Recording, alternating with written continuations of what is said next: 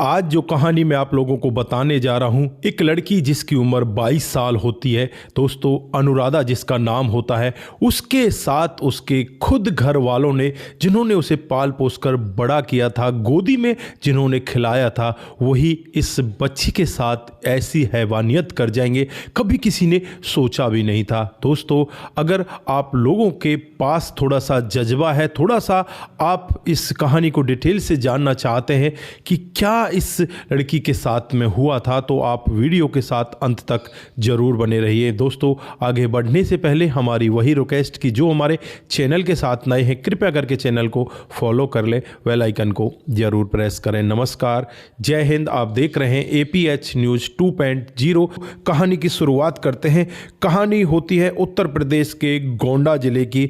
17 नवंबर 2025 सुबह के करीब 7:30 से 8 बजे का वक्त रहा होगा, जब तरंगगंज थाना क्षेत्र के अंतर्गत एक जगह आती है पीड़ी बांध। जो पीड़ी बांध होता है वहाँ पर ज़्यादातर सुनसान है, झाड़ियाँ बनी हुई हैं, और उसी पीड़ी बांध के अंदर सुबह सुबह लोग बाग वॉकिंग के लिए जा रहे होते हैं। तभी वहाँ पर जो ऊपर कौओं को उड़ते हुए देखते हैं, उन कौओं को देखकर उन्हें लगता है कि शायद सड़क पर आगे कोई हादसा हुआ है। जैसे ही वो धीरे धीरे आगे बढ़ते हैं, आगे जाकर देखते हैं तो वहाँ पर एक लड़की की डेड बॉडी पड़ी होती है। तभी वहाँ पर पुलिस को खबर की जाती है। पुलिस मौके पर आ जाती है, उस डेड बॉडी को अपने साथ उठाती है, उठाकर उसे पोस्टमार्टम के लिए भेज देती है। उस डेड बॉडी के फोटोग्राफ्स निकाले जाते हैं और फोटोग्राफ्स को इधर उधर थानों में सर्कुलेट कर दिया जाता है। सभी से यही कहा जाता है कि जल्द से जल्द इस लड़की के बारे में पता किया जाए। तुम्हारे पास कोई गुमशुदगी की रिपोर्ट है या कुछ और बड़ा कोई मामला है तो यहाँ पर थाने में खबर की जाए। दोस्तों, जो पहली नज़र है उसमें देखने में यही लग रहा था कि इस लड़की के साथ एक्सीडेंट हुआ है और एक्सीडेंट में इसकी मौत हुई है। लेकिन जब 2 दिन के बाद पोस्टमार्टम की रिपोर्ट आती है, वो सबको चौंका जाती है। 2 दिन के बाद पता चलता है कि इस लड़की के साथ पहले दरिंदगी की गई है, इस लड़की को मारा गया है। इसके प्राइवेट पार्ट पर भी यहाँ पर पैरों के निशान होते हैं कि पैरों से किस तरह से इसके प्राइवेट पार्ट को कुचला गया है। उसके बाद यहाँ पर इसे बड़ी बेरहमी के साथ मौत के घाट उतारा गया है और फिर यहाँ पर इसे सड़क पर फेंक दिया गया है। दोस्तों, अब पुलिस के लिए बड़ा सवाल कि ये लड़की कौन है। अब अपनी तमाम तरह की यहाँ पर वो जांच पड़ताल में लग जाती है। 50 से ज़्यादा CCTV कैमरे जो आसपास के एरिया में होते हैं, उन्हें सबको खंगाला जाता है कि कोई संदिग्ध गाड़ी यहाँ पर दिखे जिससे कि पता चल सके। लेकिन यहाँ पर पुलिस के हाथ फिर भी खाली होते हैं। उसके बाद पुलिस यहाँ पर आसपास के लोगों से भी बातचीत करती है और इस काम में धीरे धीरे करके लगभग 12 दिन का समय बीत जाता है। दोस्तों, यहाँ पर जो गोंडा के SP होते हैं विनीत जायसवाल जी, वो यहाँ पर सख्त आदेश देते हैं कि इस मामले का जल्द से जल्द खुलासा किया जाए। 5 पुलिस की टीमें यहाँ पर गठित की जाती हैं और 5 पुलिस की टीमें अपने कामकाज में लग रही थी। वहाँ पर जितने भी नंबर एक्टिव उस समय के थे, उन सभी नंबरों की जांच पड़ताल चल रही थी। CCTV कैमरों को पुलिस खंगाल रही थी, आसपास के लोगों से पुलिस बातचीतें कर रही थी। जैसे ही इस घटना से 12वां दिन आता है तो पुलिस के पास एक फ़ोन आता है। फ़ोन एक मुखबिर का होता है। वो कहता है कि साहब, यहाँ से थोड़ी दूर बस्ती के वाटरगंज थाना क्षेत्र के अंतर्गत परसारा जागीर गांव पड़ता है, उसी के गणेशपुरा की एक लड़की जिसकी उम्र 22 साल है और वो 12 दिनों से गायब है। उसके बारे में कोई कंप्लेंट भी नहीं की गई। पुलिस अब यहाँ पर कोई भी क्लू छोड़ना नहीं चाहती थी। पुलिस फिर अपनी एक टीम गठित करके सीधे बस्ती के वाटरगंज थाना क्षेत्र की पुलिस से संपर्क साधती है और उसके बाद परसरा जहांगीर गांव में पहुंचती है और वहां जाने के बाद लोगों से बातचीत करती है। लोगों से तो इतना ज़्यादा उन्हें कुछ मिल नहीं पाता।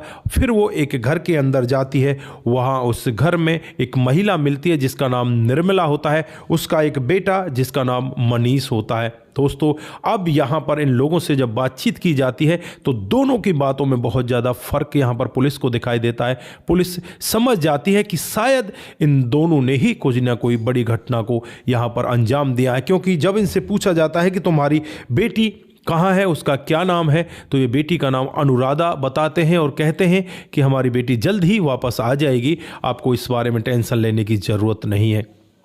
दोस्तों उसके बाद जब पुलिस इन्हें फोटोग्राफ्स दिखाती है और कहती है कि क्या ये तुम्हारी बेटी है, तो यहाँ पर एकदम से टूट जाते हैं और कहने लगते हैं कि हाँ हाँ यही हमारी बेटी है।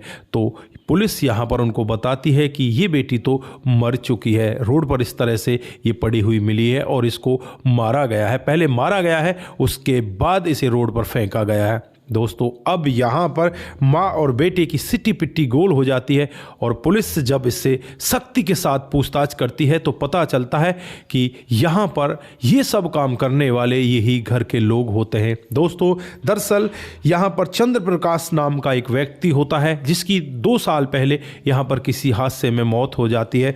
उसके बाद घर की जिम्मेवारी माँ निर्मला के ऊपर आ जाती है। उसके 2 बेटे होते हैं, एक का नाम आशीष होता है जो मुंबई में कामकाज किया करता है, एक का नाम मनीष होता है जो यहीं लोकल में ही कामकाज किया करता है। 2 इसकी बेटियां होती हैं, एक का नाम अनुराधा होता है और एक बड़ी बेटी होती है।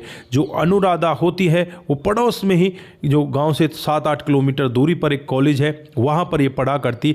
ये लड़की बहुत ही सीधे स्वभाव की होती है, साइकिल से ये स्कूल में जाया करती और वहीं से अपने कामकाज को आगे बढ़ा रही होती है। दोस्तों जब इसने +2 पास किए थी बड़े अच्छे अंकों से, तो इसे इसके पापा ने एक मोबाइल दिलाया था। उस मोबाइल से ही ये अब अपने कामकाज को आगे बढ़ा रही होती है। दोस्तों मोबाइल होना ये आजकल का तो ऐसा ज़माना है कि बच्चे बच्चे के पास मोबाइल है। यहाँ पर इस बेटी के पास भी मोबाइल था तो कोई यहाँ इतनी बड़ी बात नहीं थी।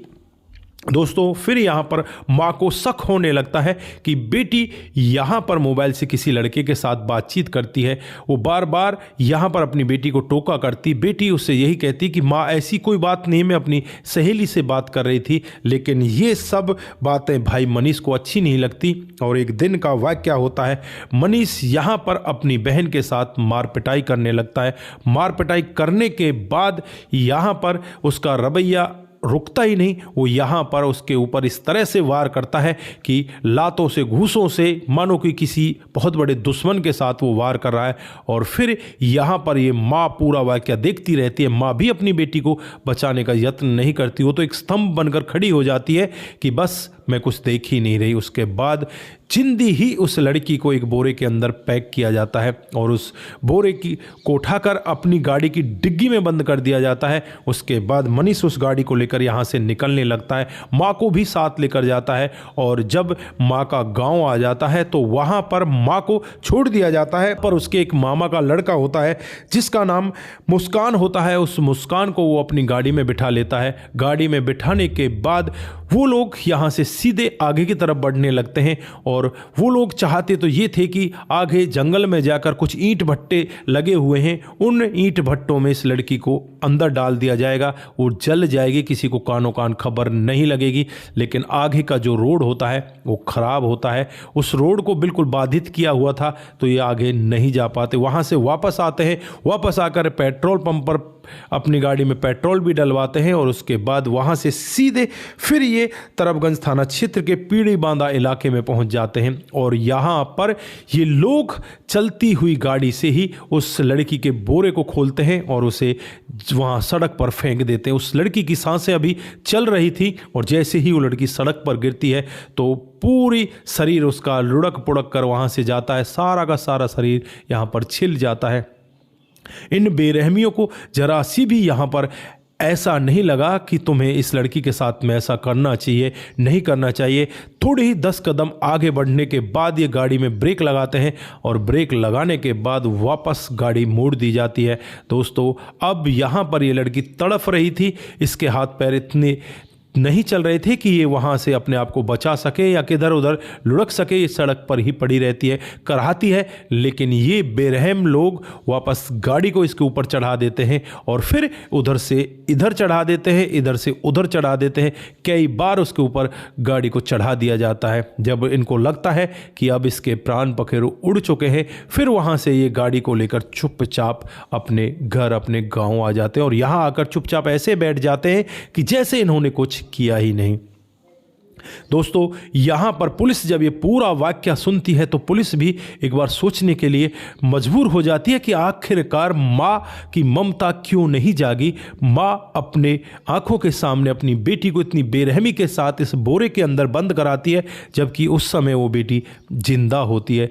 जिंदी ही बेटी को बोरे के अंदर पैक कर दिया जाता है। वो हाथ पैरों को हिलाती है, लेकिन यहाँ पर उसकी सुनने वाला कोई भी नहीं होता। उसके मुंह में कपड़ा ठूस दिया जाता है, उसके हाथों को बांध दिया जाता है। दोस्तों अब यहाँ पर 30 नवंबर 2025 को पुलिस ने निर्मला और उसके बेटे मनीष को गिरफ्तार कर लिया है। उसके बाद जो दूसरा और मामा का लड़का है उसकी जांच पड़ताल में पुलिस लगी हुई है, और दो दिन के बाद मुस्कान जो मामा का लड़का होता है उसे भी गिरफ्तार कर लिया जाता है। गिरफ्तार करके इन तीनों को जेल के अंदर बंद कर दिया जाता है और कोर्ट में इनके खिलाफ मामला चल रहा होता है। तो दोस्तों आप लोग यहाँ पर देख पा रहे हो किस तरह से मानवता का यहाँ पर नाश किया जाता है, किस तरह से ममता को यहाँ पर मिट्टी में मिला दिया जाता है, किस तरह से एक माँ अपनी बेटी को अपनी आंखों के सामने इस तरह से मिटता हुआ देखती है, वो कुछ भी नहीं कहती।